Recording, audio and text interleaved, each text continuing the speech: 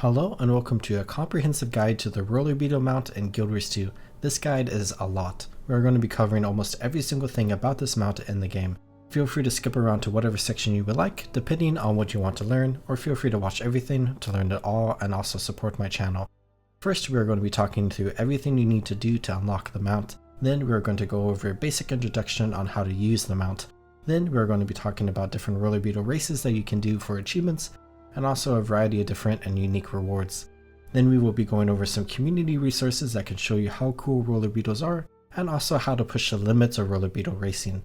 Check the description for a plethora of wiki links, waypoint codes, and other helpful information for the various parts of this video.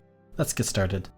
There are 4 major steps you need to complete in order to unlock this mount. I put a link to the wiki down below if you want to follow along with waypoint markers, maps, and whatnot, where the wiki is going to be a source that I borrow heavily from for this section of the video. The first step requires you to complete the first and second mission and begin the third mission of Living Road Season 4, Episode 3. This requires you to own the Path of Fire expansion as well as Living Road Season 4, Episode 3, also known as Long Live the Lich. Path of Fire is the second expansion to the game and costs real money. Living Road Season 4, Episode 3 can be purchased with real money or with gems in-game. As you begin the third mission, Tactical Triage, you can check in with Gorik, which will unlock the High Roller achievement, and open up the next achievement where you have to start completing a bunch of different objectives. Step 2 revolves around the Beetlejuice achievement. You have to find 9 different enhancements around the domain of Kurna, the map you go to during this episode. You can see the maps for these 9 different enhancements flashing on your screen right now, where you basically just have to go around to these different areas, find the specific thing you need, and collect them to progress your achievement. It may be beneficial for you to familiarize yourself with the map and unlock all the waypoints before going for these items, but it is not needed. Once you collect all 9, you can return to Gorik to complete the achievement and unlock the next step. Step 3 revolves around the Beetle Saddle achievement. This will require you to run around the domain of Kurna and leave for other maps as well to collect a total of 7 different items. The first item you need is dropped by Awakened Inquest in the map. A great place to farm Awakened Inquest is in the center of the map inside of Debiji Hollows, where inside of Debiji Hollows you can find another item from one of the lab terminals located on the top floor of the main lab. You can find another item on golems throughout the domain of Kurna, which you can find in the Debiji Hollows as well as other parts of the map. The 4th item you need is earned from completing a bounty in the domain of Kurna. The bounty board in this map is at the Allied encampment, which is the main Allied base in this map. You can occasionally find other people doing bounties in the map, or you can start a group yourself to kill one. The 5th item you need is dropped from any steam creature mob in the game. The easiest place to find steam creatures is at the Lake of Lamentation in Lornar's Pass, near Lamentation Waypoint. The 6th item you need is dropped by the legendary Leyline Anomaly World Boss. This world boss spawns in Timberline Falls 20 minutes after the daily reset and rotates between that map, Iron Marches, and Gandharan Fields every 2 hours.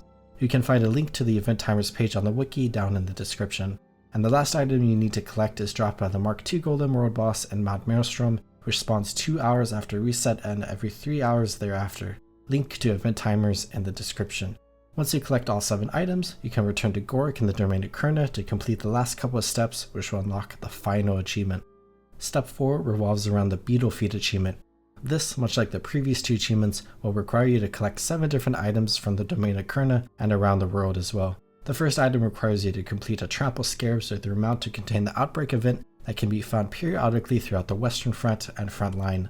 The second item requires you to collect an item from the Plague experiments during the final event of the Containing the Scarab Plague meta in the domain of Kurna. This meta begins by having people on the map turn in 500 spare parts to the Collect Spare Parts from Awaken and Inquest to contribute to the Assault event, which leads to several different events that concludes with the End of Plague experiments event.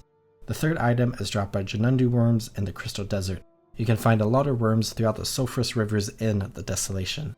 The 4th item is dropped from the Alpha Beetle event in the Far Silver Waste. You can access the Far Silver Waste via a Skrit tunnel located just southeast of the Blue Oasis.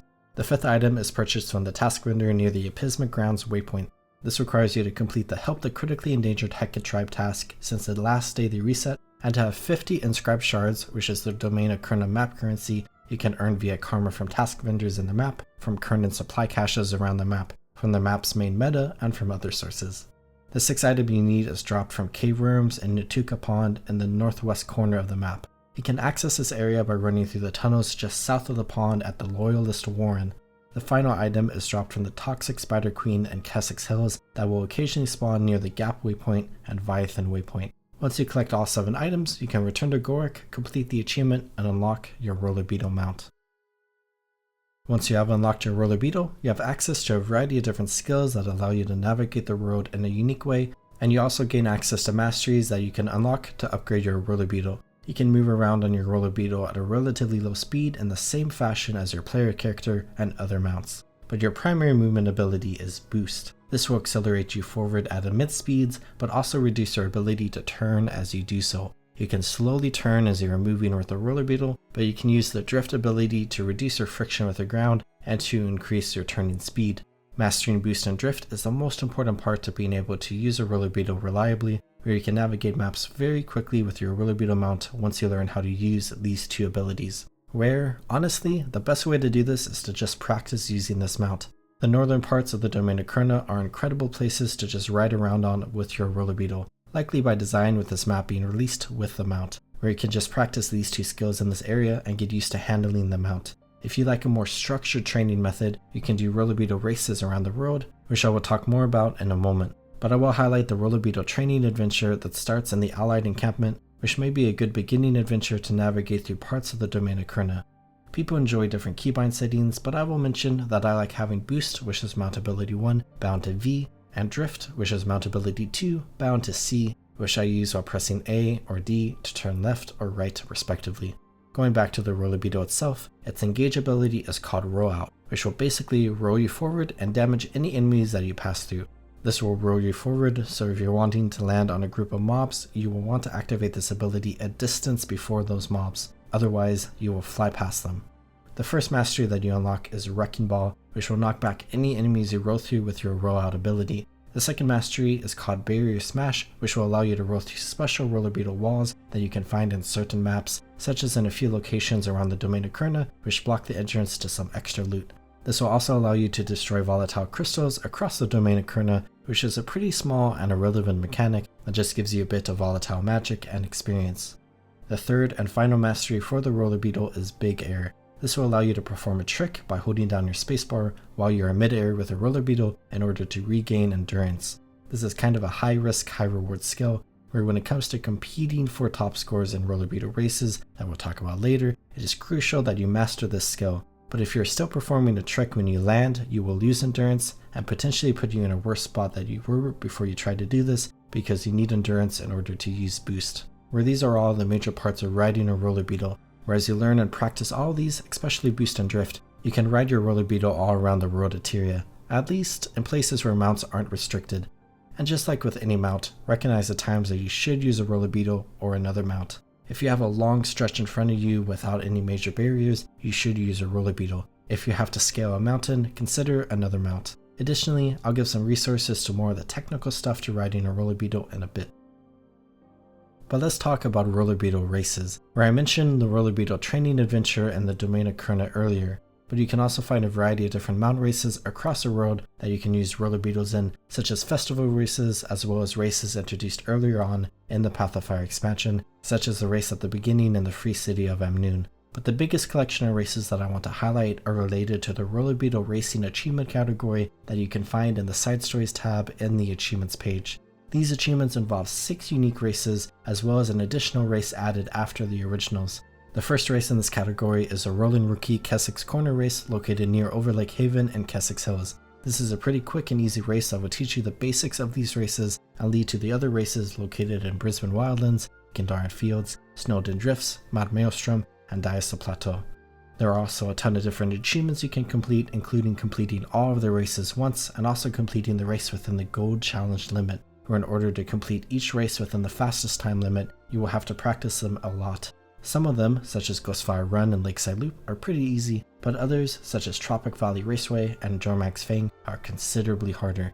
If you have a basic understanding of how the Roller Beetle works, you should be fine and get gold in all these races as long as you practice a course several times. I'll post links to videos of each example gold runs through each course down in the description if you want to model your run off of a certified professionals.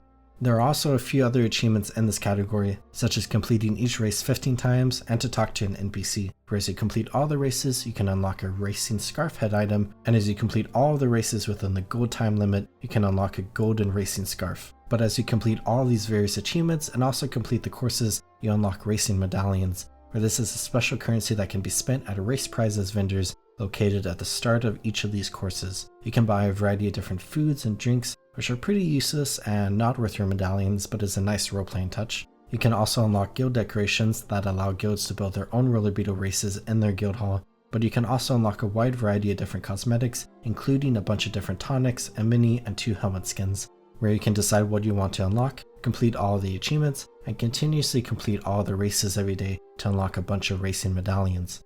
There's one additional race that was added after the original Roller Beetle racing release, which does not tie into the original achievements at all, has achievements of its own, but also gives you racing medallions that you can spend, and it is a Grothmar Grand Tour located in the Delata Forest Waypoint in Grothmar Valley, where you can unlock achievements for this in the prologue Bound by Blood, and also the Season of the Dragons Return to Bound by Blood achievement categories.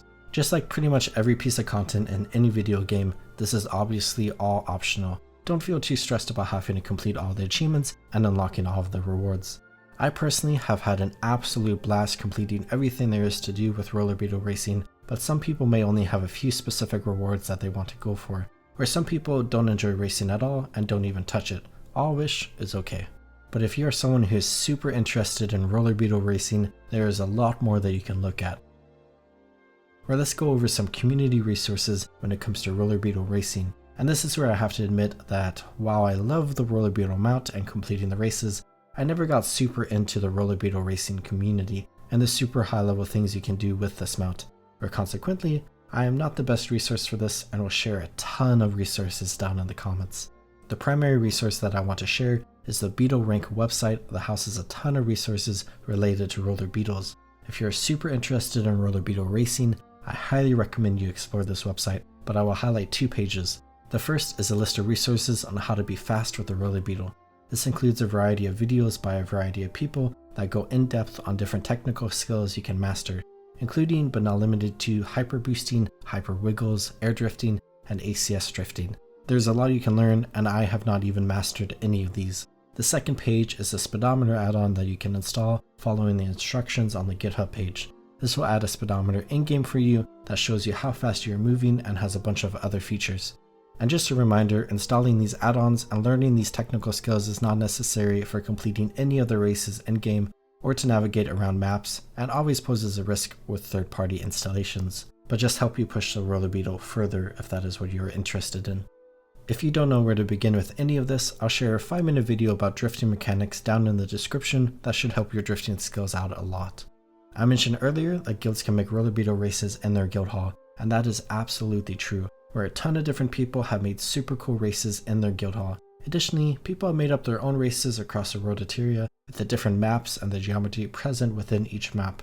I'll share a bunch of different videos of races people have made down in the description if you want to go down a rabbit hole of seeing some of the incredible things people have made in Guild Wars 2. And that is everything I have to share about the Roller Beetle mount in Guild Wars 2. There is a ton of stuff in this video that covers pretty much everything you need to know about the Roller Beetle mount.